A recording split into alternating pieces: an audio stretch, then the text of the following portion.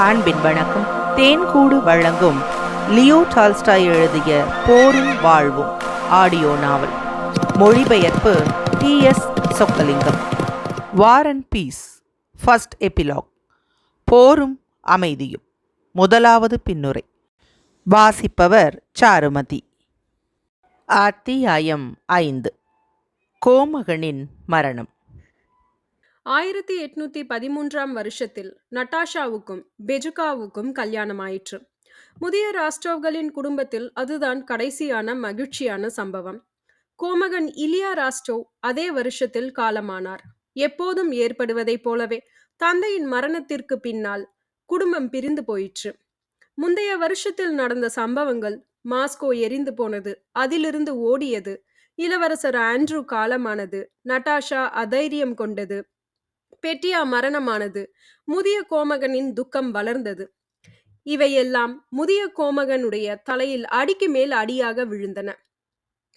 இந்த சம்பவங்களுக்கு எல்லாம் அர்த்தம் என்ன என்று அவரால் அறிய முடியவில்லை.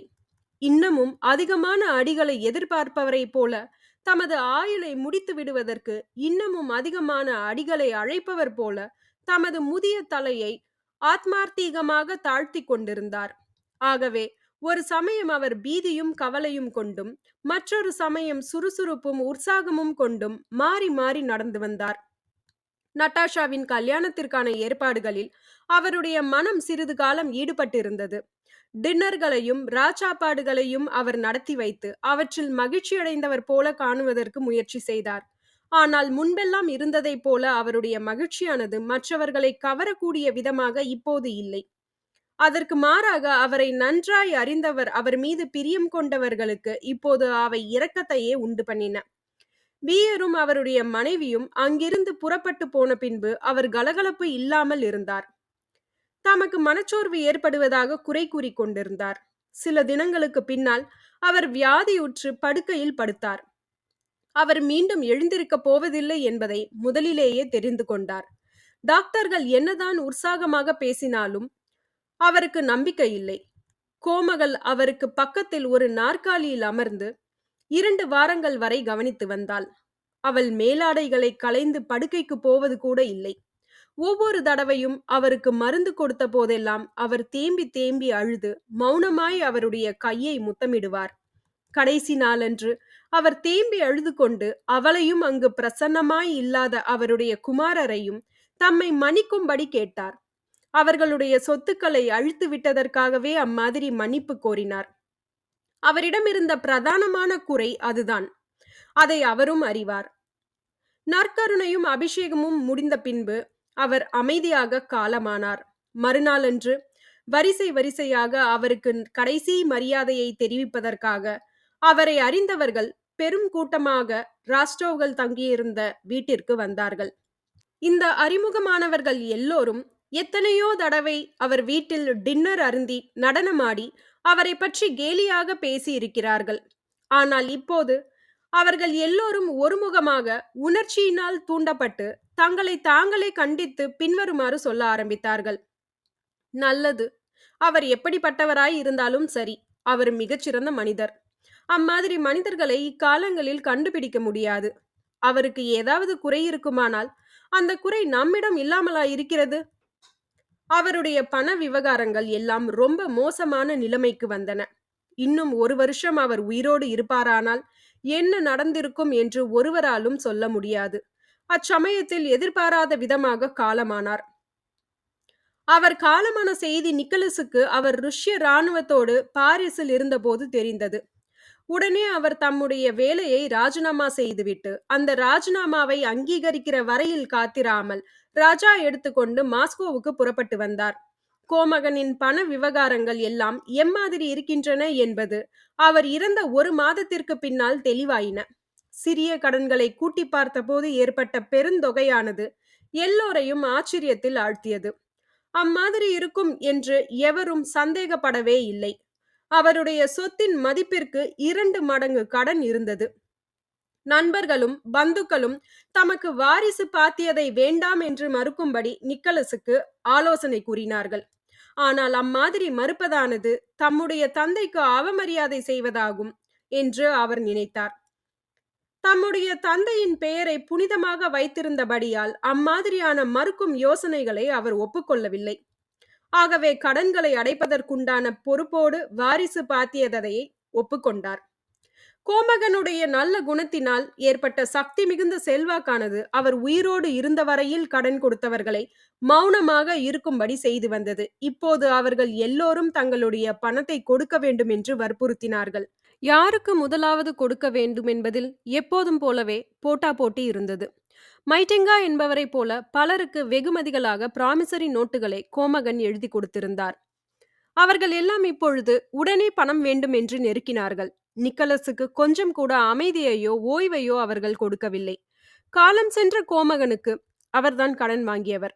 இறங்குகிறவர்களைப் போல நடித்தவர்கள் எல்லோரும் இப்போது கடனை வாங்காத வாலிப வாரிசுதாரரை தாமாக கடன்களை திருப்பிக் கொடுக்கிறேன் என்று ஒப்புக்கொண்டவரை நெருக்குகிறார்கள். நிக்கலஸ் போட்ட திட்டங்களில் ஒன்று கூட வெற்றி பெறவில்லை. அவருடைய எஸ்டேட் ஏலத்தில் விடப்பட்டது. அதற்கு பெருமானம் உள்ள தொகையில் பாதிக்கு பாதிதான் ஏலத்தில் போயிற்று. பாதி கடன் இன்னமும் அடைபடாமல் இருந்து கொண்டிருந்தது. தம்முடைய மைத்துனரான பெஜுகாவாவிடமிருந்து 30,000 ரூபில்களை கடனாக பெற்றுக்கொள்வதற்கு நிக்கலஸ் சம்மதித்தார். அந்த பணத்தை வாங்கி நியாயமாக கொடுக்க வேண்டிய கடனை எல்லாம் அடைத்தார். மீதமுள்ள கடனுக்காக அவரை ஜெயிலில் வைத்து விடுவோம் என்று கடன்காரர்கள் பயமுறுத்தியதால் அவர் மீண்டும் சர்க்கார் வேலையில் போய் சேர்ந்தார். அவர் இராணுவத்தில் சேருவதற்கு இல்லை. அவர் சேர்ந்திருந்தால் அடுத்தபடியாக பதவி காலியாகும் போது அவர் ஒரு கர்னலாக வந்திருக்கலாம்.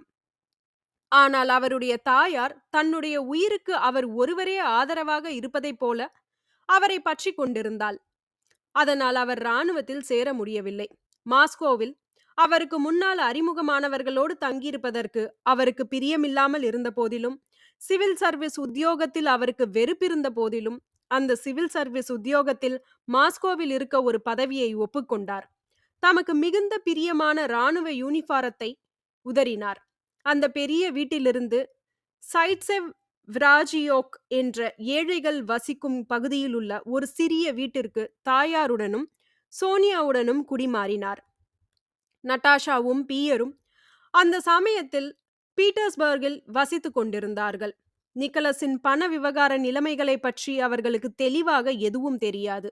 தமது மைத்துனரிடமிருந்து கடன் வாங்கியபடியால் தற்சமயமுள்ள மோசமான நிலைமையை தமது மைத்துனர் அறியாதபடி மறைப்பதற்கு நிக்கலஸ் முயன்றார். அவருக்கு சம்பளமாக கிடைத்த 1200 ரூபில்களை கொண்டு அவர் தம்மையும் தமது தாயாரையும் சோனியாவையும் காப்பாற்றுவதற்கு முடியவில்லை. ஆனால் தங்களுடைய வறுமையை தமது தாயார் அறிந்து கொள்ளாமல் மறைக்க வேண்டியது அவசியமாய் இருந்தபடியால் அவருடைய நிலைமை இன்னும் கஷ்டமாயிருந்தது. சொகுசான நிலைமையில் வாழ்வதை தவிர வேறு வாழ்க்கை உண்டு என்பதை கோமகள் அறியாதவள். சிறு குழந்தையிலிருந்தே அம்மாதிரி பழக்கப்பட்டு போனாள். ஆகவே இப்போது ஒரு சிநேகிதியை அழைத்து வருவதற்கு வண்டி வேண்டும் என்றும், விலையுயர்ந்த சாப்பாட்டு சாமான்கள் தனக்கு வேண்டுமென்றும், விலையுயர்ந்த வைன் தனது குமாரருக்கு வேண்டுமென்றும், அல்லது நட்டாஷாவுக்கு மகிழ்ச்சியை கொடுக்கக்கூடிய ஒரு பொருளை வாங்க வேண்டும் என்றும், சோனியாவுக்கோ நிக்கலஸுக்கோ பரிசுகளை கொடுக்க வேண்டும் என்றும் சொல்லி அதற்காக பணம் கேட்கும்போது அது தனது குமாரருக்கு எவ்வளவு கடினமாய் இருக்கும் என்பதை அவளால் உணர முடியவில்லை. வீட்டு காரியங்களை சோனியா கவனித்துக் கொண்டு தனது அத்தையையும் கவனித்து வந்தாள். அவளுக்கு வாசிக்கும் வேலையையும் அவளே செய்து வந்தாள். அவளுடைய அத்தையின் விசித்திர போக்குகளையும் தன் மீது அவளுக்குள்ள ரகசியமான குரோதத்தையும் அவள் அறிவாள். முதிய கோமகளிடமிருந்து அவர்களுடைய தரித்திரத்தை மறைக்க வேண்டும் என்ற விஷயத்தில் நிக்கலஸுக்கு அவள் உதவி செய்து வந்தாள். சோனியாவுக்கு தாம் இல்லையற்ற விதமாக கடமைப்பட்டிருப்பதாக நிக்கலஸ் உணர்ந்தார். அம்மாதிரியாக அவள் அவருடைய தாயாருக்கு சேவை செய்து வந்தாள். சோனியாவின் பொறுமையையும் பக்தியையும் அவர் மிகுந்த ஸ்லாக்கியமாக பாராட்டினார். ஆனால் அவளிடமிருந்து விலகி நிற்பதற்கு அவர் முயற்சி செய்தார். அவள் பூரணமாக நல்ல குணங்களோடு இருப்பதைக் கண்டு அவருடைய மனதிற்குள் அவள் மீது கோபம் ஏற்பட்டது. ஏனெனில் அவளை குறை கூறுவதற்கு எந்த விதமான குற்றமும் அவருக்கு அகப்படவில்லை. எதையெல்லாம் ஸ்லாக்கியமானவை என்று மக்கள் நினைக்கிறார்களோ அந்த குணங்கள் எல்லாம் அவளிடம் இருந்தன. ஆனால் அவையெல்லாம் அவள் மீது காதல் கொள்ளும்படி செய்ய முடியவில்லை. எவ்வளவுக்கெவ்வளவு அதிகமாக அவர் அவளை மதிக்கிறாரோ அவ்வளவுக்கவ்வளவு அவருடைய காதல் குறைவதாக அவர் உணர்ந்தார். அவருக்கு பூரண சுதந்திரம் கொடுத்து விட்டதாக அவள் எழுதிய போது இதை அப்படியே அவர் ஒப்புக்கொண்டார். ஆகவே தங்களுக்குள் முன்னால் ஏற்பட்டிருந்தவைகளை எல்லாம் மறந்து வெகு காலம் ஆகிவிட்டதைப் போலவும் அவற்றை இனி எக்காலும் புதுப்பிக்க முடியாது என்பதைப் போலவும் அவர் நடந்து கொண்டார். நிக்கலசுடைய நிலைமை வரவர மோசமாகி கொண்டு வந்தது. தமது சம்பளத்திலிருந்து ஒரு பகுதியை தனியாக ஒதுக்கி வைக்க வேண்டும் என்று அவர் நினைத்த நினைப்பெல்லாம் கனவாய் முடிந்தது. அவர் சம்பளத்தில் எதையும் மீதம் செய்து வைக்க முடியாதது மட்டுமல்ல, அவருடைய தாயாருடைய தேவைகளை பூர்த்தி செய்வதற்காக சில சிறிய கடன்களை கூட அவர் வாங்கியிருந்தார். இந்த நிலைமையிலிருந்து வெளியேறுவதற்குண்டான வழி அவருக்கு ஒன்றும் புலப்படவில்லை. யாராவது ஒரு பணக்கார பெண்ணை கல்யாணம் செய்து கொள்ள வேண்டும் என்று அவருடைய பந்துக்கள் சொல்லிய யோசனையை அவருக்கு வெறுப்பாக இருந்தது. அதை தவிர இந்த கஷ்டத்திலிருந்து விடுபடுவதற்கு மற்றொரு வழி அவருடைய தாயாரின் மரணமாகும். ஆனால் அந்த வழி அவருடைய மனதில் எப்போதுமே நுழைந்ததில்லை. அவர் எதையும் விரும்பவும் இல்லை, எதையும் எதிர்பார்க்கவும் இல்லை. தமது நிலைமையை முணுமுணுக்காமல் தாங்கிக் கொள்ளும் தமது சக்தியை பற்றி தமது உள் மனதில் ஒரு சோகமான திருப்தி அவருக்கு ஏற்பட்டிருந்தது. அவருக்கு அறிமுகமானவர்கள் அவரிடம் அனுதாபம் காட்டி அவருக்கு உதவி செய்வதாக சொல்லுவது எரிச்சலை உண்டு பண்ணியபடியால் அவர்களை அவர் தவிர்த்து வந்தார். பொழுதுபோக்கிற்கான தமாஷுகள் எல்லாவற்றையும் அவர் தவிர்த்து வந்தார். வீட்டில் கூட தாயாருடன் சீட்டு விளையாடுவதையும் தமது அறையில் மேலும் கீழும் நடப்பதையும் சுங்கான் குடித்துக் கொண்டிருப்பதையும் தவிர வேறு எதையும் செய்வதில்லை. சோகமான சுபாவம் ஒன்றுதான் அவருடைய நிலைமையை தாங்கிக் கொள்ளும் பலத்தை அவருக்கு கொடுத்து வந்தபடியால் அதை கைவிடாமல் காப்பாற்றி வந்தார். அத்தியாயம் 5 நிறைவுற்றது. அத்தியாயம் 6 மாஸ்கோவில் இளவரசி மேரி. குளிர்கால ஆரம்பத்தில் இளவரசி மேரி மாஸ்கோவுக்கு வந்தாள். பட்டினத்தில் இருந்த பிரஸ்தாபங்களை கொண்டு ராஸ்டோவ்களின் குடும்ப நிலைமை எப்படி இருக்கிறது என்பதை அறிந்தாள். அதோடு தம்முடைய தாயாருக்காக மகன் தியாகம் செய்தார் என்று மக்கள் பேசிக் கொண்டதையும் கேட்டாள். இதை தவிர அவரை பற்றி வேறு விதமாக நான் எப்போதும் எதிர்பார்த்ததில்லை என்று இளவரசி மேரி அவரிடம் தனக்குள்ள காதலை பற்றிய மகிழ்ச்சியான நினைப்போடு தனக்குத்தானே சொல்லிக் கொண்டாள். ராஸ்டோவ் குடும்பத்தைச் சேர்ந்த சகலரிடமும் தனக்குள்ள நட்பையும் அதனால் அவரும் ராஸ்டோவ் குடும்பத்தில் ஒருவளாக கருதப்படுவதையும் நினைத்தபோது அவர்களை போய் பார்க்க வேண்டியது தனது கடமை என்று அவள் உணர்ந்தாள். ஆனால் வாரோனேஜில் நிக்கலசுடன் தனக்கு ஏற்பட்டிருந்த தொடர்பை அவள் நினைவு கூர்ந்ததும் அம்மாதிரி அவர்களை போய் பார்ப்பதற்கு அவள் தயங்கினாள். பின்னால் தனது மனத்தை தேற்றிக்கொண்டு அவள் மாஸ்கோவுக்கு வந்த சில வாரங்களுக்கு பின்னால் ராஸ்டோவ்களை போய் பார்த்தாள். நிக்கலஸ் தான் அவளை முதலில் சந்தித்தார். நிக்கலஸ் அறையை கடந்துதான் கோமகளின் அறைக்கு போக வேண்டும். இளவரசி மேரி எதிர்பார்த்தபடி மகிழ்ச்சியோடு அவளை நிக்கலஸ் வரவேற்கவில்லை. அவளை முதலில் பார்த்ததும் அவருடைய முகமானது கனிவற்று கடுமையாகவும் மிகவும் பெருமை கொண்ட விதமாகவும் தோன்றியது. அம்மாதிரி தோற்றத்தை அவள் இதற்கு முன் அவர் முகத்தில் கண்டதில்லை. அவளுடைய சௌக்கியத்தை பற்றி அவர் விசாரித்துவிட்டு அவளை தம்முடைய தாயாரின் அறைக்கு அழைத்துச் சென்றார். அங்கே அவர்களோடு 5 நிமிஷங்கள் இருந்துவிட்டு அந்த அறையை விட்டு வெளியே போனார். கோமகளின் அறையை விட்டு இளவரசி மேரி வெளியே வந்ததும் நிக்கலஸ் மீண்டும் அவளை சந்தித்தார். அதே மாதிரியான கனிவற்ற தோற்றத்தோடு அவருடன் முன் அறைக்கு சென்றார். அவருடைய தாயாரின் சௌக்கியத்தை பற்றி அவள் சொல்லிய வார்த்தைகளுக்கு அவர் எவ்வித பதிலும் சொல்லவில்லை. அதை பற்றி உனக்கு என்ன, என்னை நிம்மதியாக இருக்க விடு என்று சொல்வது போல அவருடைய பார்வை இருந்தது. இவள் ஏன் இங்கு வந்து சுற்றி பார்க்கிறாள்? இவளுக்கு என்ன வேண்டும்? இம்மாதிரி சீமாட்டிகளையும் இவர்களுடைய பழக்க வழக்கங்களையும் என்னால் தாங்கிக் கொள்ள முடியவில்லை என்று சோனியாவுக்கு முன்பாக உரத்த குரலில் அவர் சொன்னார். தம்முடைய எரிச்சலை அடக்க முடியாமல் இருந்தது போல காணப்பட்டார். இளவரசியின் வண்டி அங்கிருந்து மறைந்த பின்புதான் அம்மாதிரி அவர் பேசினார். ஓ நிக்கலஸ், நீர் எப்படி அம்மாதிரி பேசலாம் என்று தன்னுடைய மகிழ்ச்சியை மறைப்பதற்கு முடியாமல் சோனியா கூவினாள். அவள் மிகுந்த அன்பாக இருக்கிறாள். அவளிடம் அம்மாவுக்கு மிகுந்த பிரியம் இருக்கிறது. நிக்கலஸ் பதில் சொல்லவில்லை. இளவரசியை பற்றி மேலே எதுவும் பேசாமல் தடுப்பதற்கு அவர் முயற்சி செய்தார். ஆனால் அவள் வந்து போன பின்பு முதிய கோமகள் அவளை பற்றி ஒரு நாளில் பல தடவைகள் பேசுவதுண்டு. அவள் இளவரசியின் குணங்களை துதிப்பாடுவாள். தன்னுடைய குமாரர் அவளை போய் பார்க்க வேண்டும் என்று வற்புறுத்தினாள். அவளை அடிக்கடி சந்திக்க வேண்டும் என்றும் சொன்னாள்.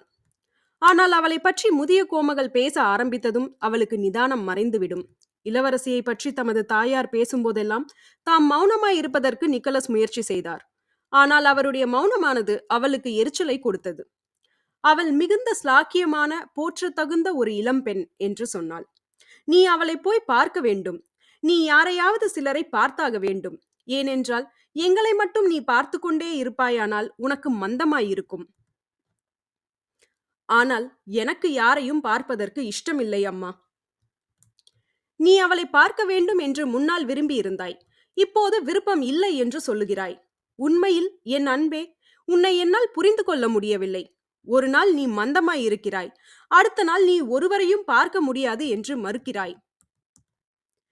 நான் மந்தமாய் இருக்கிறேன் என்று ஒரு பொழுதும் சொல்லியதில்லை. ஏன், நீயே அவளை போய் பார்க்க கூட வேண்டாம் என்று சொல்கிறாய்? அவள் ஒரு அருமையான இளம்பெண். நீ எப்போதும் அவள் மீது பிரியமாய் இருந்து வந்தாய். இப்போது திடீரென்று உன் மண்டையில் ஏதோ ஒரு விசித்திரமான எண்ணம் தோன்றியிருக்கிறது. நீ என்னிடமிருந்து எல்லாவற்றையும் மறைக்கிறாய். இல்லவே இல்லை அம்மா. உனக்கு இப்பொழுது பிடித்தமில்லாத எதையாவது நான் சொல்லுவதாய் இருக்கலாம். அவள் வந்ததற்கு பதிலாக நீ அவளை போய் பார்க்க வேண்டும் என்று சொல்லுகிறேன். மரியாதை முறைக்கு அம்மாதிரி செய்ய வேண்டியது அவசியம் என்பதை நீ உணர வேண்டும். நல்லது, நான் உன்னிடம் சொல்லியாய்விட்டது. உன்னுடைய தாயாரிடம் கூட நீ சில விஷயங்களை மறைக்கிறாய். ஆகவே உன் விஷயத்தில் இனி நான் தலையிட மாட்டேன். நல்லது, அப்படியானால் நீ விரும்பினால் நான் போகிறேன். அதை பற்றி எனக்கு கவலை இல்லை. உன்னுடைய நன்மைக்காகவே நான் அதை விரும்பினேன். நிக்கலஸ் பெருமூச்சு விட்டார். தமது மீசையை கடித்துக் கொண்டார். தனிச்சீட்டாட்டம் ஆடுவதற்கு சீட்டுகளை பரப்பினார். தம்முடைய தாயாரின் கவனத்தை வேறு விஷயத்தில் திருப்புவதற்கு முயற்சி செய்தார். அதே விதமான உரையாடல் மறுநாளும் நடந்தது. அதற்கு அடுத்த நாளும் அதற்கு அடுத்த நாளும் அதே மாதிரி நடந்தது. இளவரசி மேரி ராஸ்டோவ்களை போய் சந்தித்த பின்னால், அவன் எதிர்பார்க்காத விதத்தில் கனிவற்று நிக்கலஸ் வரவேற்ற பின்னால், தான் முதலாவதாக ராஸ்டோவ்களை போய் பார்க்க வேண்டாம் என்று நினைத்தது சரியானது என்று நினைக்கலானாள். நான் வேறு எதையும் எதிர்பார்க்கவில்லை என்று அவள் பெருமை கொண்டு தனக்குத்தானே சொல்லிக் கொண்டாள். அவளிடம் எனக்கு எதுவும் இல்லை. அந்த முதிய சீமாட்டியை பார்க்கவே நான் விரும்பினேன். அவள் எப்போதும் என்னிடம் பிரியமாய் இருந்து வருகிறாள். அவளுக்கு நான் பல விதங்களில் கடமைப்பட்டிருக்கிறேன். அவள் தன்னை சமாதானப்படுத்திக் கொள்ள முடியவில்லை. வியாகுலத்தை போன்ற ஒரு உணர்ச்சியானது அவள் ராஸ்டோவ்களை பார்க்க போனதை பற்றி நினைக்கும் போதெல்லாம் அவளுக்கு ஏற்பட்டு வந்தது. இனிமேல் ராஸ்டோவ்களை போய் பார்ப்பதில்லை என்று அவள் உறுதியாக தீர்மானித்தாள். அந்த காரியத்தையே முழுவதும் மறந்துவிட வேண்டும் என்றும் அவள் தீர்மானித்தாள். என்றாலும் அவள் எப்போதும் ஒரு தர்ம சங்கடமான நிலைமையில் இருப்பதாக உணர்ந்து வந்தாள். தன்னுடைய மனதை துன்புறுத்துவது எது என்று அவளையே கேள்வி கேட்டுக்கொண்ட போது, ராஸ்டோவுடன் அவளுக்குள்ள உறவுதான் அவளை அம்மாதிரி துன்புறுத்துகிறது என்பதை அவள் ஒப்புக்கொள்ள வேண்டியதாய் இருந்தது. அவருடைய கனிவற்ற மரியாதையான நடத்தையானது அவளை பற்றி அவர் கொண்டிருக்கும் உணர்ச்சிகளை வெளிப்படுத்துவதாய் இல்லை என்பதை அவள் அறிவாள். ஆனால் அந்த நடத்தை ஏதோ ஒன்றை மறைக்கிறது என்று அவள் நினைத்தாள். அதனால் அம்மாதிரி மறைக்கும் விஷயத்தை அவள் கண்டுபிடித்தால் ஒழிய அவளுக்கு நிம்மதி ஏற்படாது என்று தோன்றுகிறது. குளிர்காலத்தின் மத்தியில் ஒரு நாள் தன்னுடைய மருமகனுடைய படிப்புகளை கவனித்துக் கொண்டு படிப்பு அறையில் இருந்தபோது ராஸ்டோவ் வந்திருக்கிறார் என்று அவளிடம் தெரிவிக்கப்பட்டது. தன்னுடைய பரபரப்பை காட்டக்கூடாது என்று ஒரு உறுதியான தீர்மானம் கொண்டு அவள் குமாரி பௌரியனை வரவழைத்தாள். அவளோடு வரவேற்பு அறைக்கு சென்றாள். நிக்கலஸின் முகத்தை அவள் முதலில் பார்த்த போதே மரியாதையாகத்தான் அவர் இப்போது வந்திருக்கிறார் என்பதை உணர்ந்து கொண்டாள். ஆகவே அவர் என்ன தொனியில் பேசினாரோ அதே தொனியில் பதில் சொல்வது என்று உறுதி கொண்டாள். கோமகளின் சௌக்கியத்தை பற்றியும் அவர்கள் இருவருக்கும் பொதுவான நண்பர்களை பற்றியும் கடைசியாக வந்த யுத்த செய்திகளை பற்றியும் பேசிக் கொண்டிருந்தார்கள். மரியாதைக்காக குறைந்தது 10 நிமிஷங்களாவது வீட்டிற்கு போனால் பேசிக் கொண்டிருக்க வேண்டும். அந்த நேரமானவுடன் வந்தவர் எழுந்து போகலாம். ஆகவே ராஸ்டோவும் எழுந்து விடை பெறுவதற்காக தயாரானார். குமாரி பௌரியினுடைய உதவியை கொண்டு இளவரசி மேரி அந்த உரையாடல் முழுவதையும் திறமையாக நடத்தி வந்தாள். ஆனால் அவர் எழுந்தபோது அந்த கடைசி நிமிஷத்தில் அவளுக்கு பிடித்தமில்லாத விஷயங்களை பற்றி பேசியதனால் அவள் மிகுந்த களைப்படைந்து போனாள். வாழ்க்கையில் உள்ள மகிழ்ச்சியானது அவளுக்கு மட்டும் கிடைக்காமல் போனது ஏன் என்ற கேள்வி அச்சமயம் அவள் உள்ளத்தில் நிறைந்திருந்தது. ஆகவே அதனால் ஏற்பட்ட நினைப்புகளினால் அவள் பராக்கு புத்தியோடு அசையாமல் உட்கார்ந்திருந்தாள். அவளுடைய பிரகாசமான கண்கள் அவர் எழுந்ததை கவனிக்காமல் தனக்கு நேராக குத்திட்டு பார்த்து கொண்டிருந்தன. நிக்கலஸ் அவளை நோக்கினார். அவளுடைய பாராமுகத்தை தாம் கவனிக்காதது போல காட்ட விரும்பினார். குமாரி பௌரியனிடம் சில வார்த்தைகள் சொல்லிவிட்டு மீண்டும் இளவரசியை நோக்கினார். அவள் இன்னமும் அசையாமல் இருந்தாள். அவளுடைய அமைதியான முகத்தில் துன்ப தோற்றம் விளங்கி கொண்டிருந்தது. அவர் திடீரென்று அவளுக்காக வருத்தமடைந்தார். அவளுடைய முகத்தில் ஏற்பட்ட வருத்தத்திற்கு அவர்தான் காரணமாய் இருக்கலாம் என்று நினைத்தார். ஆகவே அவளுக்கு இனிமையாக எதையாவது சொல்லி அவளுக்கு உதவி செய்ய விரும்பினார். ஆனால் என்ன சொல்லுவது என்பது அவருக்கு தெரியவில்லை. "போய் வருகிறேன் இளவரசியே" என்று அவர் சொன்னார். அவள் பதறி முகம் சிவந்து பெருமூச்சு விட்டாள். "ஓ, என்னை மன்னிக்க வேண்டும்" என்று தூக்கத்திலிருந்து விழித்தவள் போல அவள் சொன்னாள். "அதற்குள் புறப்பட்டு விட்டீரா கோமகனே? நல்லது. அப்படியானால் போய் வாரும்." "ஓ, கோமகளுக்கு நான் ஒரு தலையணை கொடுக்கிறேன். ஒரு நிமிஷம் பொறுங்கள், நானே போய் எடுத்து வருகிறேன்" என்று குமாரி பௌரியன் சொல்லிவிட்டு அந்த அறையை விட்டு வெளியே போனாள். அவர்கள் இருவரும் மௌனமாயிருந்தார்கள். இடையிடையே ஒருவரை ஒருவர் நோக்கினார்கள். "ஆமாம் இளவரசியே" என்று கடைசியாக நிக்கலஸ் ஒரு சோகமான புன்னகையோடு சொன்னார். "பாகுசாராவா என்ற இடத்தில் நாம் சந்தித்த பின்பு வெகு காலமாய் விட்டதாக தோன்றவில்லை. ஆனால் அதற்கு பின்னால் எவ்வளவு காரியங்கள் நடந்துவிட்டன. அச்சமயத்தில் நாம் எல்லோரும் எப்பேற்பட்ட கஷ்டங்களில் அகப்பட்டு கொண்டிருந்தோம் என்று தோன்றியது. என்றாலும் அம்மாதிரி ஒரு காலம் வரவேண்டும் என்பதுதான் எனக்கு ரொம்ப பிரியமாய் இருக்கிறது. ஆனால் அதை திரும்ப கொண்டு வர முடியாது." இளவரசி மேரி உன்னிப்பாக தன்னுடைய பிரகாசமான கண்களினால் அவருடைய கண்களை அவர் இம்மாதிரி பேசிய போது நோக்கினாள். அவருடைய வார்த்தைகளுக்கு பின்னால் மறைந்திருக்கும் அர்த்தத்தை கண்டுபிடிப்பதற்கு முயற்சி செய்வதைப் போல காணப்பட்டாள். அந்த அர்த்தம் அவள் மீது அவர் கொண்டுள்ள உணர்ச்சியை காட்டுவதாய் இருக்கலாம் என்று நினைத்தாள். "ஆமாம், ஆமாம். ஆனால் கடந்த காலத்தை பற்றி வருத்தப்படுவதற்கு உமக்கு காரணம் எதுவும் இல்லை கோமகனே. உம்முடைய தற்கால வாழ்வை நான் அறிந்து கொண்டிருக்கிறபடியால் நீர் அதை மகிழ்ச்சியோடு வரவேற்பீர் என்று நினைக்கிறேன். ஏனெனில் நீர் அவ்வளவு தூரம் உம்முடைய வாழ்க்கையில் உம்முடைய சுயநல தியாகத்தை காட்டியிருக்கிறீர். உன்னுடைய புகழ்ச்சியை நான் ஒப்புக்கொள்ள முடியாது" என்று அவர் வேகமாக இடைமறித்தார். "அதற்கு மாறாக நான் எப்போதுமே என்னை கண்டித்துக் கொண்டே இருக்கிறேன். ஆனால் இது சுவாரஸ்யமாகவோ அல்லது மகிழ்ச்சியாகவோ உள்ள ஒரு விஷயம் அல்ல." அவருடைய முகம் மீண்டும் அவருடைய பழைய கனிவற்ற கண்டிப்பான தோற்றத்தோடு விளங்கியது. ஆனால் தான் எந்த மனிதரை நன்றாய் அறிந்து யார் மீது காதல் கொண்டிருக்கிறாளோ அவரை, அந்த உண்மையான மனிதரை இப்பொழுது ஒரு வினாடிதான் பார்த்ததாக இளவரசி நினைத்தாள். இதே மனிதரிடம்தான் இப்பொழுது பேச ஆரம்பித்தாள். "நான் இதை சொல்லுவதற்கு நீர் அனுமதிப்பீர் என்று நினைக்கிறேன். நான் உமக்கும் உம்முடைய குடும்பத்திற்கும் வெகு சமீபமாக நெருங்கி வந்தேன். என்னுடைய அனுதாபத்தை நீர் தவறாக எடுத்துக்கொள்ள மாட்டீர் என்று நினைத்தேன். ஆனால் நான் நினைத்தது தவறு" என்று அவள் சொன்னாள். அவளுடைய குரல் நடுங்கியது. தன்னை சமாளித்துக் கொண்டு மேலும் பேசினாள். "காரணம் என்ன என்பது எனக்கு தெரியவில்லை. ஆனால் நீர் முன்பெல்லாம் வேறு மாதிரியாக இருந்தீர்" என்று அவள் பேசி முடித்தாள். "ஏன் என்பதற்கு 1000 காரணங்கள் இருக்கின்றன" என்று அவர் பதில் சொன்னார். "ஏன்" என்கிற வார்த்தையை அவர் அழுத்திச் சொன்னார். "வந்தனம் இளவரசியே, சில வேளைகளில் அது கஷ்டமாய்த்தான் இருக்கிறது" என்று அவர் மிருதுவாகச் சொன்னார். "ஆகவே அதுதான் காரணம், அதுதான் அதற்கு காரணம்" என்ற ஒரு குரல் இளவரசி மேரியின் உள்ளத்தில் ஒலித்தது. "இல்லை, அந்த மகிழ்ச்சியும் அன்பும் அந்த கபடமற்ற பார்வையும் அந்த லட்சணமான தோற்றமும் மட்டுமல்ல. அவற்றை மட்டும் நான் காதலிக்கவில்லை. அவருடைய கண்ணியமான உறுதியான சுயநல தியாக உணர்ச்சியை நான் ஊடுருவி பார்த்தேன்" என்று அவள் தனக்குள் சொல்லிக் கொண்டாள். "ஆமாம், அவர் இப்போது ஏழையாய் இருக்கிறார். நான் பணக்காரியாய் இருக்கிறேன். ஆமாம், அதுதான் ஒரே காரணம். ஆமாம், அம்மாதிரியெல்லாம் இல்லாமல் இருந்தால் அவருடைய பழைய கனிவை அவள் நினைவு கூர்ந்தபோது, இப்போதுள்ள அவருடைய துக்கமான முகத்தை அவள் பார்த்தபோது அவளுக்கு திடீரென்று அவருடைய கனிவற்ற பார்வையின் காரணம் புரிந்தது. ஆனால் என்ன கோமகனே, ஏன் என்று அவள் அவளை அறியாமலேயே அவரிடம் நெருங்கி கதறினாள். "என்ன, எனக்குச் சொல்லும். நீர் எனக்கு சொல்லியாக வேண்டும்." அவர் அமைதியாக இருந்தார். "நீர் சொல்லும் 'ஏன்' என்ற வார்த்தையை என்னால் புரிந்து கொள்ள முடியவில்லை கோமகனே" என்று அவள் மேலும் பேசினார். "ஆனால் அது எனக்கு மிகவும் கஷ்டமாயிருக்கிறது. அதை நான் ஒப்புக்கொள்கிறேன். ஏதோ ஒரு காரணத்திற்காக நம்முடைய பழைய நட்பை நீர் என்னிடமிருந்து பறிக்க விரும்புகிறீர். அதுதான் என்னை வருத்துகிறது" என்று அவள் சொன்னாள். இச்சமயத்தில் அவளுடைய கண்களில் கண்ணீர் நிறைந்தது. அவளுடைய குரலும் நடுங்கியது. "வாழ்க்கையில் மகிழ்ச்சியை நான் வெகு சொற்பமாய்த்தான் அனுபவித்து இருக்கிறேன்.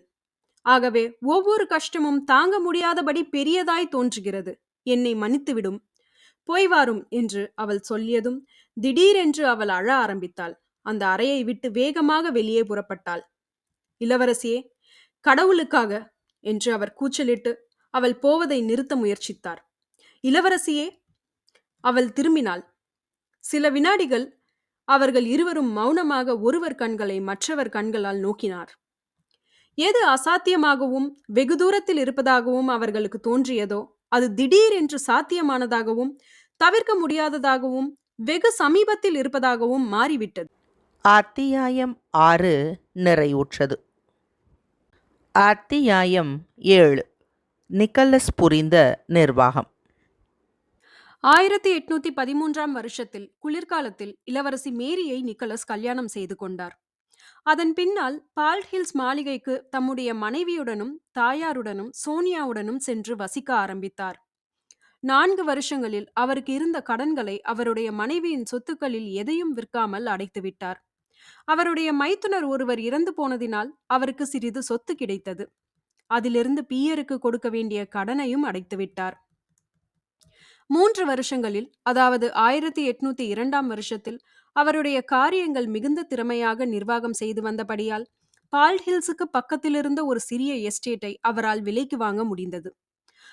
அதன் பின்னால் அவருக்கு பிரியமான கனவாய் இருந்து வந்த அந்த அட்ராட்னோ என்ற எஸ்டேட்டை மீண்டும் விலைக்கு வாங்குவதற்கு பேச்சுவார்த்தைகள் நடத்தி கொண்டிருந்தார். அவசியம் ஏற்பட்டதனால் விவசாய பண்ணையை ஆரம்பித்தார். அதில் அவர் மிகவும் சிரத்தை காட்டி அவருடைய அக்கறை முழுவதையும் அதிலேயே செலுத்தினார். இப்போது நிக்கலஸ் ஒரு சாதாரண விவசாயியாகி ஆகிவிட்டார். அவர் புதிய முறைகள் எதையும் விரும்புவதில்லை. முக்கியமாக அப்பொழுது பழக்கத்திற்கு வந்து கொண்டிருந்த ஆங்கில முறைகளை அவர் விரும்புவதில்லை. எஸ்டேட் நிர்வாகத்தை பற்றிய சாஸ்திரங்களை கண்டு அவர் சிரிப்பதுண்டு. தொழிற்சாலைகள் அவருக்கு பிடிப்பதில்லை. விலையுயர்ந்த உணவுப் பொருள்களை உற்பத்தி செய்வதிலோ அல்லது விலையுயர்ந்த விதைகளை வாங்குவதிலோ அவருக்கு பிரியமில்லை.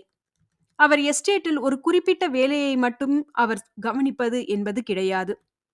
அவருடைய எஸ்டேட் முழுவதும் முழு உருவத்தில் அவருடைய மனக்கண் முன்பு எப்போதும் இருந்து கொண்டே இருக்கும். அவருடைய பார்வையில் முக்கியமாக அந்த பூமியில் உள்ள விலையும் சத்து எவ்வளவு, அல்லது காற்றில் உள்ள சத்து எவ்வளவு, அல்லது உரத்தில் உள்ள சத்து எவ்வளவு, அல்லது விசேஷமாக உழுவதில் என்ன பலன் என்பதெல்லாம் படுவதே இல்லை. அந்த உரத்தையோ நிலத்தில் உள்ள சத்துக்களையோ உழவுகளையோ பலன் பெறக்கூடிய விதமாக செய்து வரும் அந்த விவசாய தொழிலாளியே அவருடைய மனக்கண் முன்பு எப்பொழுதும் தோன்றிக் கொண்டிருப்பான். முதலில் நிக்கலஸ் விவசாயம் செய்ய ஆரம்பித்த போது, விவசாயத்தை பற்றிய பல பிரிவுகளை அவர் அறிந்து கொள்ள ஆரம்பித்த போது, அங்கிருந்த அடிமை மீதுதான் அவருக்கு அதிகமாக கவனம் திரும்பியது. விவசாயி என்பவன் ஒரு ஆயுதம் மட்டுமல்ல, விவசாயத்தை பற்றி முடிவு செய்ய வேண்டிய நீதிபதியும் ஆவான் என்று அவருக்கு தோன்றியது. முதலில் அடிமைகள் வேலை செய்வதை கவனித்தார். அவர்களுடைய நோக்கம் என்ன, அவர்கள் எதை நல்லது எதை கெடுதியானது என்று சொல்கிறார்கள் என்பதை கவனித்தார். அவர்களுக்கு உத்தரவு கொடுக்கிற மாதிரி அவர் பாசாங்கு செய்தாரே ஒழிய உண்மையில் அவர்களுடைய முறைகளை அறிந்து கொள்வதிலேயே அவருடைய கவனம் இருந்தது. அவர்களுடைய பேசும் முறையையும் அவர்கள் எது நல்லது எது கெட்டது என்று அவர்கள் செய்யும் முடிவையும் கற்றுக்கொள்வதில் அவர் கவனமாயிருந்தார். விவசாயிகளின் சிரத்தைகளையும் ஆசைகளையும் அவர் அறிந்த பின்பு அவர்களுடைய மொழியிலேயே பேசுவதற்கும் படித்து கொண்டார். அவர்களுடைய வார்த்தைகளில் மறைந்திருக்கும் பொருள்களை அறிந்து கொண்டார். அவர்களைப் போலவே அவரும் இருப்பதாக உணர்ந்தார். இவற்றையெல்லாம் தெரிந்து கொண்ட பின்புதான் அவர் தைரியமாக தமது அடிமைகளை வேலை வாங்க ஆரம்பித்தார். அதாவது விவசாயி என்ற முறையில் தமது கடமைகளை செய்ய ஆரம்பித்தார். அந்த விதமாக நிக்கலஸ் செய்து வந்த நிர்வாகமானது பிரமாதமான பலன்களை கொடுத்தது. அவர் எஸ்டேட் நிர்வாகத்தை மேற்கொண்ட பின்பு அவருக்கிருந்த உள்ளொலியின் உதவியினால் அந்த கிராமத்திற்கு ஒரு மேஸ்திரியையும் ஒரு தலைவனையும் ஒரு பிரதிநிதியையும் நியமித்தார். அங்கிருந்த அடிமைகளை கொண்டு அம்மாதிரி அதிகாரிகளை தேர்ந்தெடுக்கும்படி சொல்லியிருந்தால் ராஸ்டோவ் நியமித்த பேர் வழிகளையே அவர்களும் தேர்ந்தெடுத்திருப்பார்கள். அந்த பதவிகளை எல்லாம் வேறு யாருக்கும் மாற்றாதாய் பார்த்து கொண்டார். உரத்தின் தன்மையை பற்றி ஆராய்ச்சி செய்வதற்கு முன்பாக, அவரது வரவு செலவை பற்றி அறிந்து கொள்வதற்கு முன்பாக, விவசாயிகள் ஒவ்வொருவருக்கும் எத்தனை ஆடு மாடுகள் இருக்கின்றன என்பதை கண்டுபிடித்தார். அவற்றை சகல விதங்களிலும் விருத்தி செய்வதற்கு அவர் ஏற்பாடு செய்தார். விவசாயிகளின் குடும்பங்களில் அதிகமான பேர்கள் சேர்ந்து வாழும்படி செய்தார். விவசாயிகளின் குடும்பங்கள் சிதறி போய்விடாமல் செய்தார். சோம்பேறிகளாய் இருந்தவர்களிடமும் ஒழுக்கங்கெட்டவர்களிடமும் சக்தி இல்லாதவர்களிடமும் அவர் கடுமையாக நடந்து கொண்டார். அவர்களை தம்முடைய விவசாய பண்ணையிலிருந்து வெளியேற்றுவதற்கும் முயற்சி செய்தார். விவசாயிகளுடைய விதைப்பிலும் அலுப்பிலும் தம்முடையதைப் போலவே அவர் கவனமாக நடந்து கொண்டார். ஆகவே அவரை போல சீக்கிரமாக விதைத்து சீக்கிரமாக அறுவடை செய்து தகுந்த பலனை அடைந்த மிராகதார்கள் மிகவும் சொற்பம். வீட்டு வேலை செய்யும் அடிமைகளிடம் தலையிடுவதில் அவருக்கு பிரியமே கிடையாது. அவர்களை சோம்பேறிகள் என்று அவர் அழைப்பது வழக்கம். அவருடைய இலக்காரத்தினால் அந்த வேலை செய்யும் அடிமைகள் கெட்டுப் போனார்கள் என்று மற்றவர்கள் குறை கூறினார்கள். ஒரு வீட்டு வேலை அடிமையை பற்றி ஏதாவது தீர்மானம் செய்ய வேண்டியிருந்தால், முக்கியமாக அவனை தண்டிக்க வேண்டியிருந்தால், அவர் எப்போதுமே மனம் குழம்பி இருப்பார். அதை பற்றி வீட்டிலுள்ள ஒவ்வொருவரிடமும் ஆலோசனை செய்வார். நிலத்தில் வேலை செய்யும் ஆட்களுக்கு பதிலாக வீட்டு வேலை செய்யும் அடிமைகளை இராணுவ சேவையில் சேர்த்து விடுவது சாத்தியமாய் இருந்தால் அதை செய்வதில் கொஞ்சம் கூட அவர் தயக்கம் கொள்ளுவதில்லை.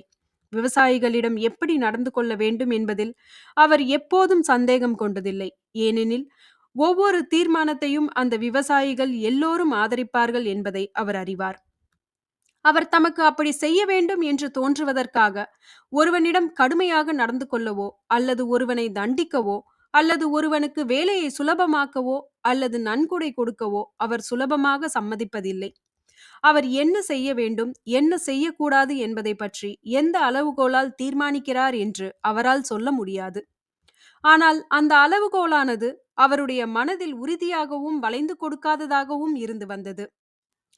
அவர் ஒரு காரியம் நடக்கவில்லை என்பதற்கோ அல்லது ஒழுங்கு தவறாக நடந்தது என்பதற்கோ அடிக்கடி எரிச்சல் கொள்வதுண்டு. நம்முடைய ருஷ்ய விவசாயிகளை வைத்துக்கொண்டு ஒருவர் என்ன செய்ய முடியும் என்று அச்சமயங்களில் அவர் சொல்வதுண்டு. அவரால் அவர்களிடம் வேலை வாங்க முடியாது என்று அவர் நினைத்து வந்தார். இருந்தாலும் அவர் நம்முடைய ருஷ்ய விவசாயிகள் மீது பிரியம் கொண்டிருந்தார். அவர்களுடைய வாழ்க்கையிலும் அவர் மனப்பூர்வமாக பிரியம் கொண்டிருந்தார். அதனால் நல்ல பலன் கொடுக்கக்கூடிய அவர்களுடைய விவசாய வழிகளை அவர் நன்றாக அறிந்து கொண்டிருந்தார்.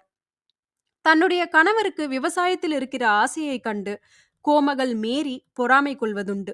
அந்த ஆசையில் தான் பங்கு கொள்வதற்கில்லையே என்று வருந்தி வந்தார். ஆனால் அவருக்கு அந்த உலகத்தில் ஏற்படும் மகிழ்ச்சிகளையோ அல்லது எரிச்சல்களையோ அவளால் புரிந்து கொள்ள முடியவில்லை. அந்த உலகம் அவளுக்கு பழக்கமில்லாததாகவும் தூரத்தில் இருப்பதாகவும் தோன்றியது.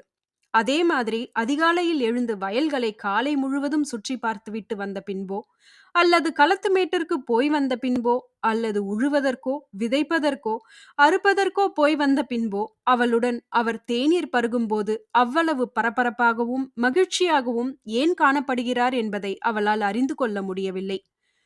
மாத்தியோ எர்மைஷின் என்ற விவசாயி மிகுந்த சௌகரியமான நிலைமையில் இருப்பவன். அவன் அவனுடைய குடும்பத்தாரோடு தானியங்களை வீட்டில் கொண்டு வந்து சேர்ப்பதற்கு இரவு முழுவதும் வேலை செய்வான். அவனுடைய சிக்கனமான விவசாயத்தை கண்டு ராஸ்டோவ் மிகுந்த மகிழ்ச்சி கொண்டு புகழ்வதுண்டு. எதற்காக அம்மாதிரி அவர் மகிழ்ச்சி கொள்கிறார் என்பதையும் அவளால் அறிய முடியவில்லை.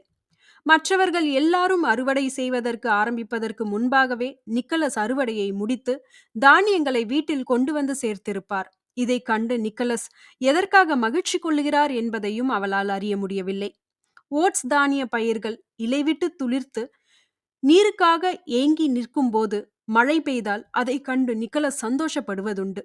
அந்த மழையை மகிழ்ச்சியோடு கண் சிமிட்டி பார்ப்பதற்காக வராந்தாவில் போய் அவர் நிற்பதுண்டு. அவ்வளவு மகிழ்ச்சி அவருக்கு ஏற்பட காரணம் என்ன என்பதையும் அவளால் அறிய முடியவில்லை. அறுவடை சமயத்தில் மழையை பொழிய வைக்கப் போவதைப் போல மேகங்கள் கவிந்து கொண்டிருக்கும். அச்சமயத்தில் ஒரு காற்று வந்து அந்த மேகங்களை அப்பால் நகர்த்தி கொண்டு போய்விடும். அப்பொழுதெல்லாம் அவர் வயலிலிருந்து திரும்பி வரும்போது முகம் சிவந்து வியர்த்து போயிருப்பார். தமது கைகளை தேய்த்து கொண்டு, நல்லது, இன்னும் ஒரு நாள் மழை வராமல் இருந்தால் போதும், என்னுடைய தானியங்களையும் விவசாயிகளின் தானியங்களையும் பந்தோபஸ்தாக களஞ்சியங்களில் சேர்த்து விடலாம் என்று அவர் சொல்வதுண்டு. இம்மாதிரி எதற்காக அவர் நடந்து கொள்ளுகிறார் என்பதையும் அவளால் புரிந்து கொள்ள முடியவில்லை. அவர் எப்பொழுதுமே அவளுடைய விருப்பங்களை நிறைவேற்றக்கூடியவர். அப்படி இருந்தும், அவர் அன்பான உள்ளம் கொண்டவராய் இருந்தும், யாராவது சில விவசாயிகள் கஷ்டமான வேலைகளிலிருந்து தங்களுக்கு விலக்கு அளிக்க வேண்டுமென்று மனுக்கள் கொண்டு வருவதாயிருந்தால் அவற்றை அவள் நிக்கலஸிடம் கொடுக்கும்போது மட்டும் அவர் ஏன் அவ்வளவு கோபம் கொள்கிறார் என்பதையும் அவளால் அறிந்து கொள்ள முடியவில்லை.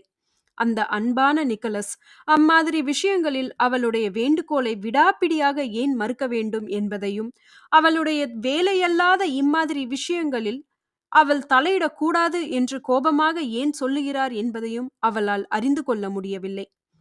அவர் வேறு ஒரு தனி உலகத்தை கொண்டிருக்கிறார் என்றும், அதன் மீது மிகுந்த ஆவலோடு அன்பு கொண்டிருக்கிறார் என்றும், அதனுடைய விதிகளை அறிந்து கொள்ள முடியவில்லை என்றும் அவள் உணர்ந்தாள்.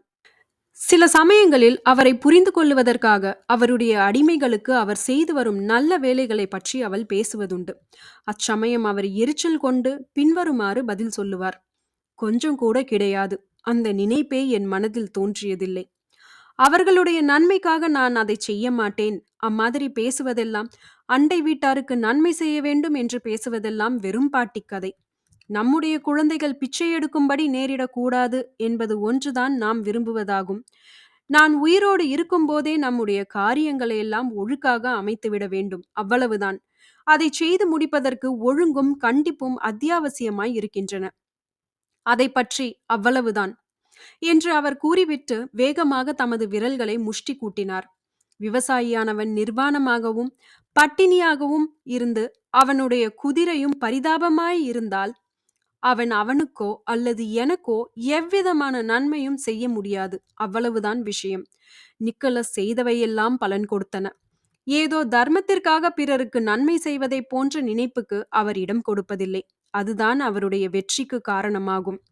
அவருடைய செல்வம் வேகமாக பெருகுகிறது. பக்கத்து எஸ்டேட்டுகளைச் சேர்ந்த அடிமைகள் அவரிடம் வந்து தங்களையும் அவர் விலைக்கு வாங்கிக் கொள்ள வேண்டும் என்று கெஞ்சுவார்கள்.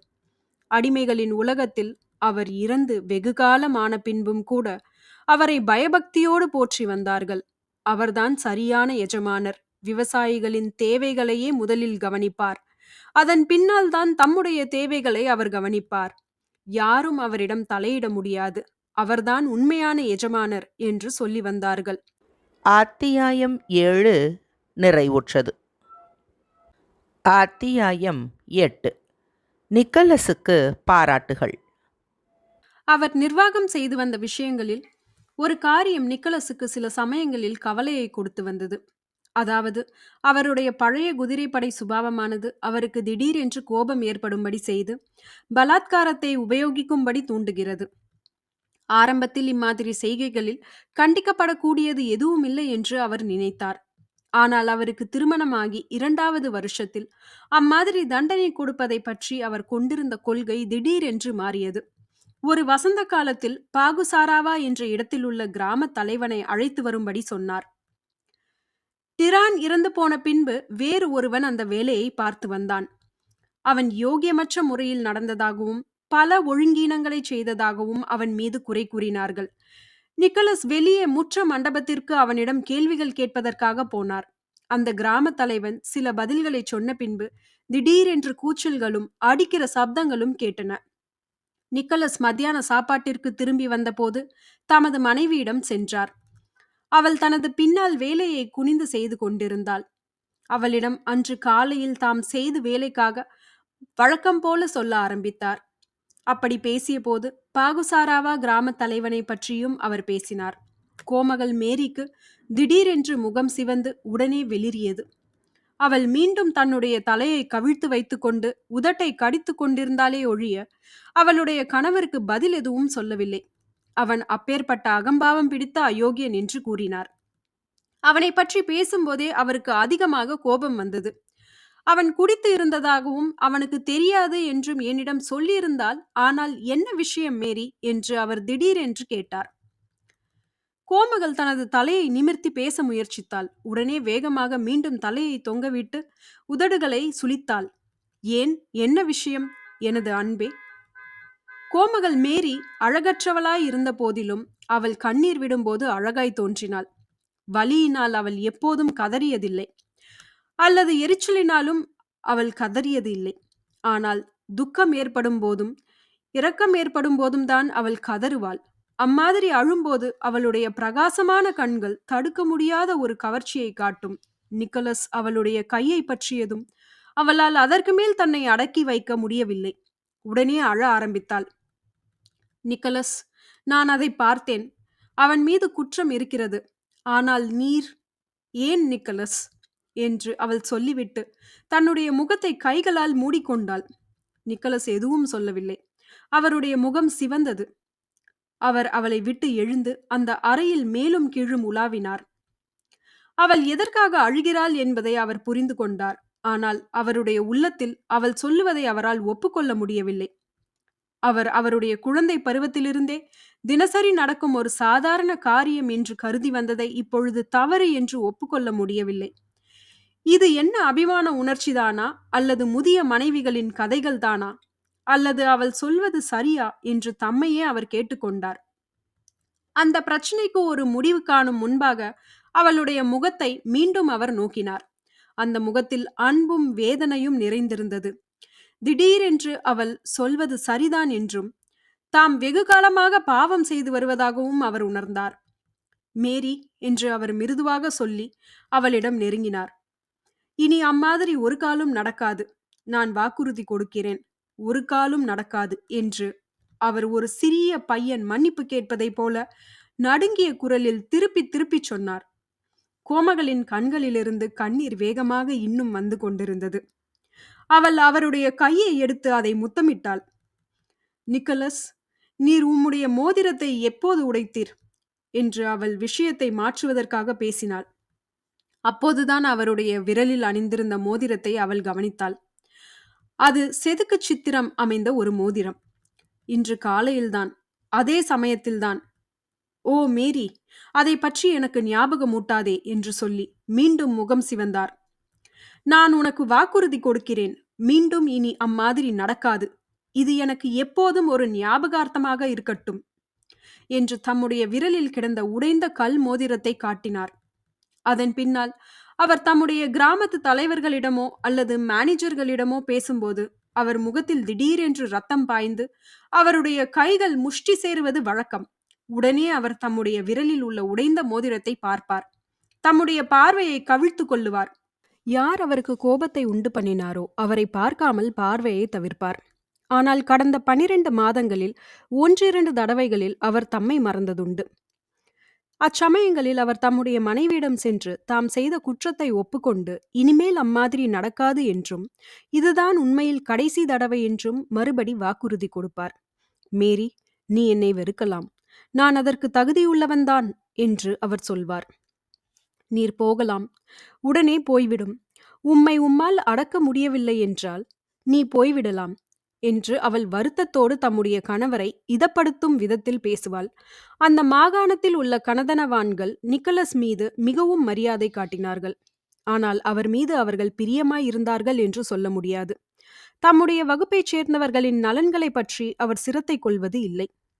அதனால் அவரை பெருமைக்காரர் என்று சிலரும், அறிவு இல்லாதவர் என்று சிலரும் நினைத்து வந்தார்கள். வசந்த காலம் முழுவதிலும் விதைப்பதிலிருந்து அறுவடை வரையில் அவருடைய பண்ணையில் உள்ள வேலைகளிலேயே அவர் சுறுசுறுப்பாய் இருந்து வந்தார். இலையுதிர் காலத்தில் அவர் அதே மாதிரி ஊக்கத்தோடு வேட்டையாடுவதில் ஈடுபட்டார். அந்த வேட்டையாடும் காலங்களில் 1 மாதமோ அல்லது 2 மாதங்களோ வீட்டிற்கு வராமலே இருப்பதுண்டு. குளிர்காலத்தில் அவர் தம்முடைய மற்ற கிராமங்களுக்கு போய் அங்கே வாசித்து கொண்டிருப்பார். அவர் வாசிக்கிற புத்தகங்கள் அநேகமாக சரித்திர புத்தகங்களாக இருக்கும். அந்த புத்தகங்களை வாங்குவதற்கு வருஷந்தோறும் ஒரு குறிப்பிட்ட தொகையை அவர் செலவிடுவதுண்டு. சிந்தனைக்கு உகந்ததான ஒரு வாசகசாலைக்கு வேண்டிய புத்தகங்களை தாம் திரட்டி வருவதாக அவர் சொல்வதுண்டு. அவர் வாங்கிய புத்தகங்களை எல்லாம் கண்டிப்பாக படிப்பது என்ற ஒரு வழக்கம் வைத்து வந்தார். மிகுந்த சிந்தனையான தோற்றத்தோடு தமது படிப்பு அறையில் அமர்ந்து வாசிக்க ஆரம்பிப்பார். அந்த வேலையை முதலில் ஒரு கடமையைப் போல் அவர் மேற்கொண்டார். ஆனால் வழக்கத்தினால் அது அவருக்கு ஒரு விசேஷமான மகிழ்ச்சியையும் சிந்தனைக்குரிய விஷயத்தை படிப்பதற்கான பிரக்ஞையையும் கொடுத்து வந்தது. தமது அலுவல்கள் சம்பந்தமாக பிரயாணம் போவதாய் இருந்தால் ஒழிய அநேகமாக குளிர்காலங்களில் அவர் தமது வீட்டிலேயே தம்முடைய குடும்பத்தோடு வசித்து வருவார். அவருடைய குழந்தைகளுக்கும் அந்த குழந்தைகளின் தாயாருக்கும் உள்ள உறவுகளை பற்றி அவர் தெளிவாக கணித்து வருவார். அவருக்கும் அவருடைய மனைவிக்கும் உள்ள ஒற்றுமையானது வரவர நெருங்கி வந்தது. அவளிடம் அவர் நாள்தோறும் புதிதான ஆத்மீக பொக்கிஷங்களை கண்டு வந்தார். அவருக்கு கல்யாணமானதிலிருந்து சோனியாவும் அவர்களுடனேயே வசித்து வந்தாள். தமக்கும் சோனியாவுக்கும் இடையில் இருந்து வந்த விஷயங்களையெல்லாம் நிக்கலஸ் அவளுக்கு அதற்கு முன்பே சொல்லியிருந்தார். தம்மைத்தான் அதற்கு குறை கூற வேண்டுமென்றும் அவள் ஸ்லாக்கியமானவள் என்றும் அவர் சொல்லியிருந்தார். தம்முடைய மைத்துனியிடம் பிரியமாகவும் அன்பாகவும் இருக்கும்படி அவர் இளவரசி மேரியை கேட்டிருந்தார். சோனியாவுக்கு அவர் செய்த தவறை அவள் முற்றிலும் உணர்ந்தாள். தானே அதற்கு காரணம் என்று அவள் நினைத்தாள்.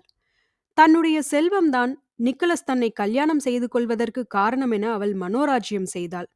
சோனியாவிடம் எவ்விதமான குற்றத்தையும் அவளால் கண்டுபிடிக்க முடியவில்லை.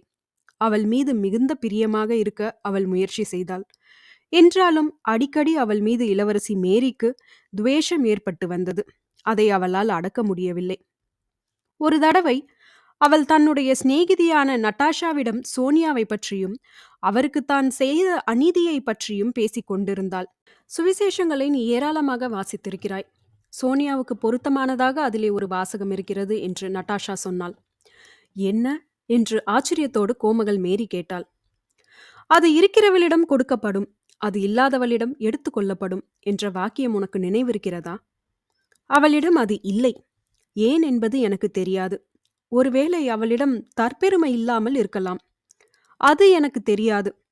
ஆனால் அவளிடமிருந்து எடுத்து கொள்ளப்பட்டது. அவளிடமிருந்து ஒவ்வொன்றுமே எடுத்து கொள்ளப்பட்டது. சில காரியங்களில் அவளுக்காக நான் மிகுந்த துக்கப்படுவதுண்டு. முன்னால் எல்லாம் அவள் நிக்கலஸை விவாகம் செய்ய வேண்டும் என்று நான் ரொம்பவும் விரும்பி வந்தேன்.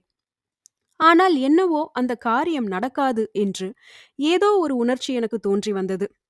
அது ஒரு பலன் கொடுக்காத புஷ்பம், ஸ்ட்ராபெரி புஷ்பங்கள் மாதிரி. சில சமயங்களில் அவளுக்காக நான் வருந்தியதுண்டு.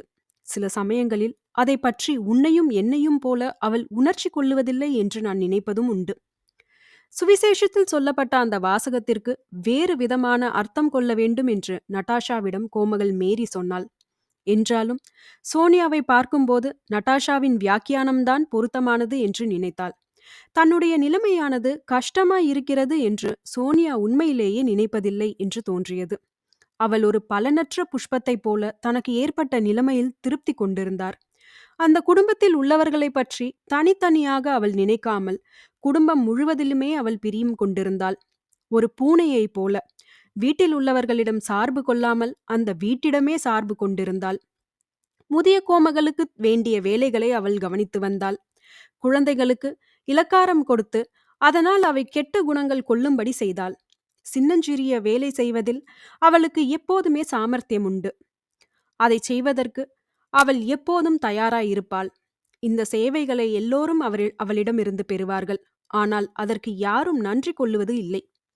பால்ட் ஹில்ஸுக்கு பக்கத்தில் இருந்த கிராமாந்திர வீட்டை திரும்பவும் கட்டினார்கள். என்றாலும் முன்னால் இருந்தது போல அவ்வளவு பெரிதாக கட்டவில்லை. கஷ்டமான காலத்தில் கட்டிட வேலைகளை ஆரம்பித்தபடியால் படோடாபமில்லாமல் கட்டினார்கள். அந்த பழைய வீட்டின் கல் அஸ்திவாரத்தின் மீது கட்டைகளினால் பிரம்மாண்டமான வீட்டை கட்டினார்கள். வீட்டுக்குள்ளேதான் சாந்து பூசினார்கள். கதவுகள் மொட்டை கதவுகளாகவே இருந்தன. சோபாக்கள் கடினமாக சாதாரணமாக இருந்தன. நாற்காலிகளும் மேஜைகளும் அப்படியே எல்லாவற்றையும் அந்த எஸ்டேட்டைச் சேர்ந்த அடிமை தச்சர்களை கொண்டு அவர்களுடைய காடுகளில் உள்ள பூவரசு மரங்களினால் செய்தார்கள். அந்த வீடு விசாலமானதாய் இருந்தது. வீட்டு அடிமைகளுக்கும் விருந்தாளிகளுக்கும் போதுமான அறைகள் கொண்டிருந்தன. ராஸ்டோவ்களின் குடும்பங்களும் வால்கோனிஸ்கிகளின் உறவினர்களும் அங்கே சில வேலைகளில் வருவார்கள். அவர்களோடு ஏராளமாக குதிரைகளும் டஜன் கணக்கான சேவகர்களும் வருவார்கள். அவர்கள் வந்தால் மாத கணக்கில் அங்கே தங்குவார்கள். இதை தவிர வருஷத்திற்கு 4 தடவைகளில் பெயர் தினங்களிலும் வீட்டுக்காரர்களின் பிறந்த தினங்களிலும் சுமார் 100 விருந்தாளிகள் வரையில் அங்கே வந்து 1 நாளோ 2 நாளோ தங்குவதுண்டு. வருஷத்தின் மற்ற தினங்களில் வழக்கமான வேலைகளும் காலை ஆகாரங்கள், மத்தியான சாப்பாடுகள், டின்னர்கள், ராச்சாப்பாடுகள் ஆகியவைகளும் முறைப்படி ஒழுங்காக நடந்து வந்தன. இவையெல்லாம் அந்த எஸ்டேட்டில் விளைந்த பொருள்களாலேயே தயாரிக்கப்படுபவனாகும். அத்தியாயம் 8 நிறைவுற்றது.